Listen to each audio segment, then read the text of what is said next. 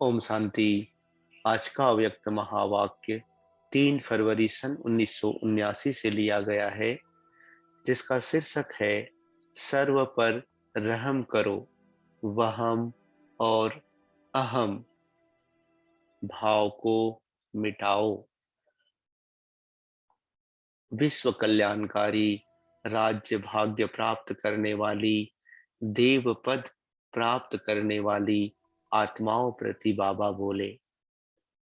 बाप दादा सभी बच्चों को संपन्न स्वरूप विश्व कल्याणकारी रूप में देख रहे हैं। वर्तमान समय अंतिम स्वरूप व अंतिम कर्तव्य विश्व कल्याण का ही है।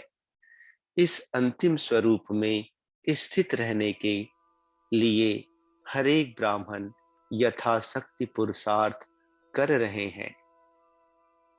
लक्ष्य सबका एक ही विश्व कल्याण करने का है, लेकिन कोई अभी तक स्व कल्याण में ही लगे हुए हैं और कोई स्वदेश के कल्याण करने में लगे हुए हैं। बहुत थोड़े बेहद के बाप समान बेहद अर्थात विश्व की सेवा में अथवा विश्व कल्याणकारी स्वरूप में स्थित रहते हैं। विश्व कल्याणकारी श्रेष्ठ आत्मा की निशानी क्या होगी? पहला, विश्व कल्याणकारी जानते हैं कि समय कम है और कार्य महान है, इसलिए विश्व कल्याणकारी हर सेकंड व संकल्प विश्व कल्याण के प्रति ही लगाएंगे। दूसरा, तन मन और प्राप्त धन सदा विश्व सेवा में अर्पण करेंगे। तीसरा, उनके मस्तक और नयनों में सदा विश्व की सर्व आत्माएं स्मृति व दृष्टि में होंगी कि इन अप्राप्त आत्माओं को भी तृप्त आत्मा कैसे बनाए, भिखारी आत्माओं को संपन्न बनाए, वंचित हुई आत्माओं को संपर्क और संबंध में कैसे लाएं। दिन रात बाप द्वारा शक्तियों का वरदान देते हुए सर्व को देने वाले दाता होंगे। चौथा, अथक निरंतर सेवाधारी होंगे। प्रोग्राम प्रमाण सेवाधारी नहीं, लेकिन सदा एवर रेडी ऑलराउंडर होंगे। ऐसे विश्व कल्याणकारी अर्थात रहमदिल आत्माएं ही कैसी भी अवगुण वाली आत्मा हो, कड़े संस्कार वाली आत्मा हो, कम बुद्धि वाली आत्मा हो, पत्थर बुद्धि हो, सदा ग्लानि करने वाली आत्मा हो, सर्व आत्माओं के प्रति कल्याणकारी अर्थात लाभफुल और लवफुल होंगे। लक्ष्य सभी का ऐसा ही है, लेकिन करते क्या है? चलते चलते रहम के बदले दो बातों में बदल जाते हैं। कोई रहम करने के बदले आत्माओं में वहम भाव पैदा कर देते हैं। यह कभी बदल नहीं सकते। यह है ही ऐसे। सब तो राजा बनने वाले नहीं है ना। इस प्रकार के अनेक वहम भाव रहम को खत्म कर देते हैं। दूसरी बात, रहम भाव के बदले अहम भाव, मैं ही सब कुछ हूं, यह कुछ नहीं है, यह कुछ नहीं कर सकते, मैं सब कुछ कर सकता हूं। इस प्रकार के अहम भाव अर्थात मैंपन का अभिमान रहमदिल बनने नहीं देता। यह दोनों बातें बेहद के विश्व कल्याणकारी बना नहीं सकती। इसलिए स्व कल्याण व स्वदेश कल्याण तक रह जाते हैं। विश्व कल्याणकारी बनने का सहज साधन जानते भी हो, लेकिन समय पर भूल जाते हो। कैसी भी अवगुणधारी आत्मा हो, कैसी भी पतित आत्मा व पुरुषार्थहीन आत्मा, दोनों में से कोई भी हो, अज्ञानी पतित आत्मा होगी और ब्राह्मण परिवार की पुरुषार्थहीन आत्मा होगी। दोनों आत्माओं के प्रति विश्व कल्याणकारी अर्थात बेहद की दाता आत्मा, विश्व परिवर्तन अधिकारी आत्मा सदा उन आत्माओं की बुराई व कमजोरियों को कल्याणकारी होने के नाते पहले क्षमा करेंगी। जैसे बेहद का बाप बच्चों को क्षमा करते हैं। किस बात पर? बच्चों की बुराई व कमजोरियों को दिल में ना समाये क्षमा करते हैं। पूज्य देवता भक्तों पर क्षमा करते हैं।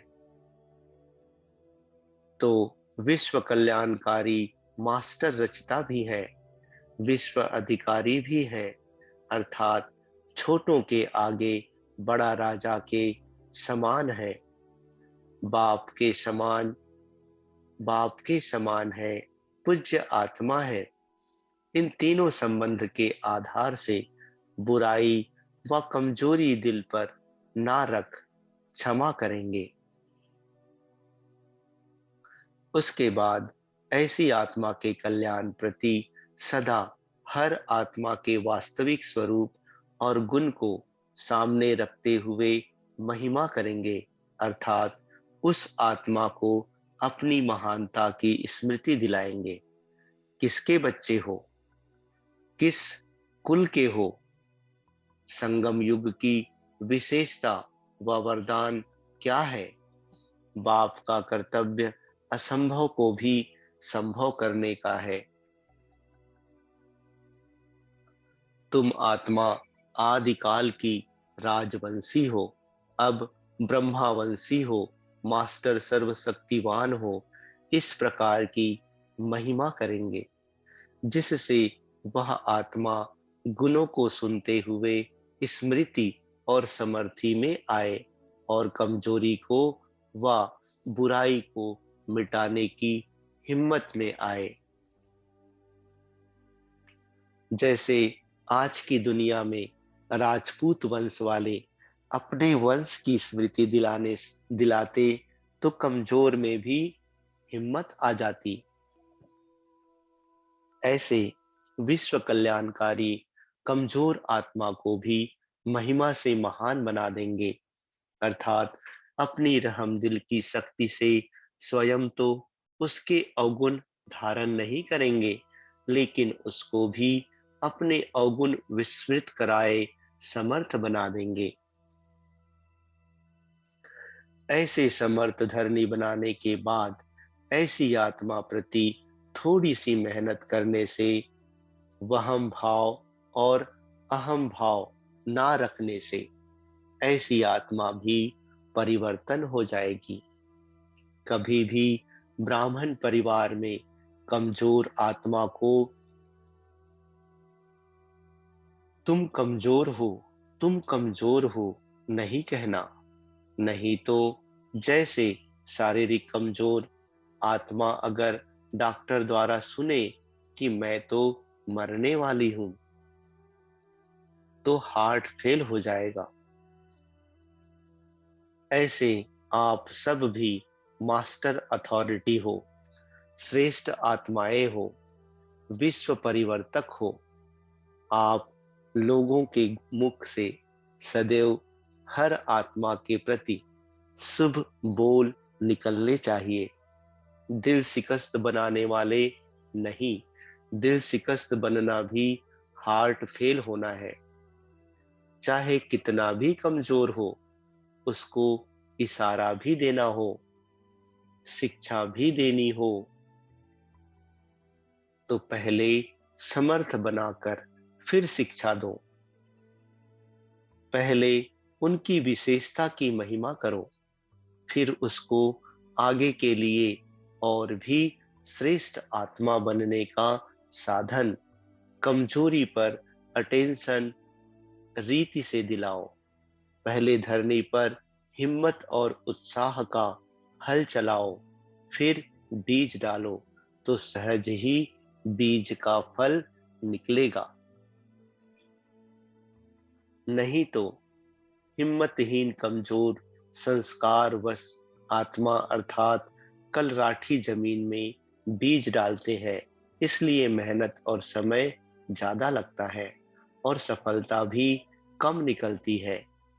विश्व कल्याण के कार्य में सोचने व करने की फुर्सत नहीं मिलती। स्व कल्याण या देश कल्याण में ही लगे रहते हैं। विश्व कल्याणकारी स्वरूप में स्थित नहीं हो सकते। समझा? तो विश्व कल्याणकारी बनने के लिए क्या करना है और क्या ना करना है, तब ही विश्व कल्याण की सेवा की गति तीव्र हो सकेगी।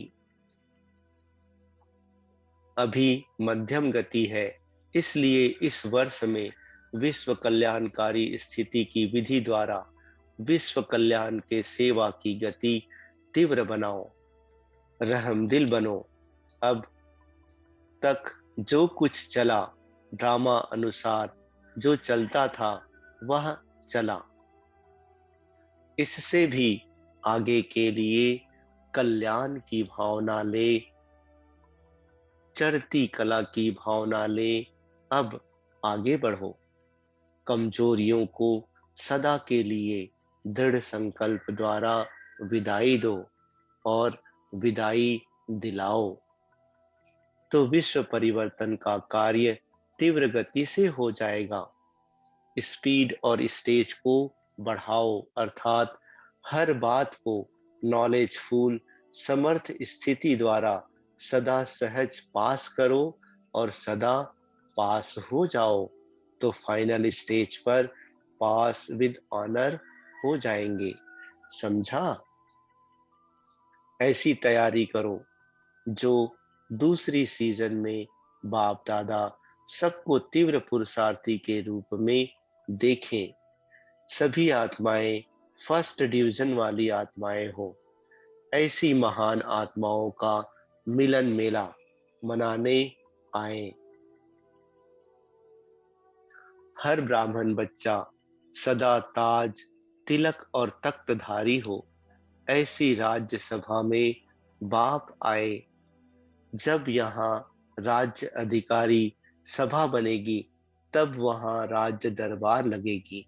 निमंत्रण दिया जाता है, तो विशेष आत्माओं के लिए विशेष स्टेज तैयार करनी पड़ती है। तो बाप दादा को भी फिर आने का निमंत्रण देते हो, तो हर एक प्रैक्टिकल संपूर्ण स्टेज तैयार करेंगे, तब तो बाप दादा आएंगे। इसलिए हर एक एक दो से श्रेष्ठ व सुंदर स्टेज तैयार करो। अच्छा, अब देखेंगे कौन सा जोन नंबर 1 जाता है।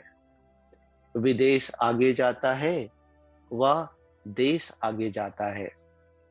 अच्छा, ऐसे सदा विश्व कल्याणकारी, सर्वप्रति रहमदिल, सदा शुभ चिंतन में रहने वाले और सदा शुभ चिंतक बनने वाले, हर आत्मा में हिम्मत और उल्लास दिलाने वाले, ऐसे सदा राज्य अधिकारी, सर्व को सदा संपन्न बनाने वाले समर्थ आत्माओं को बाप दादा का याद, प्यार और नमस्ते। अच्छा, ओम शांति।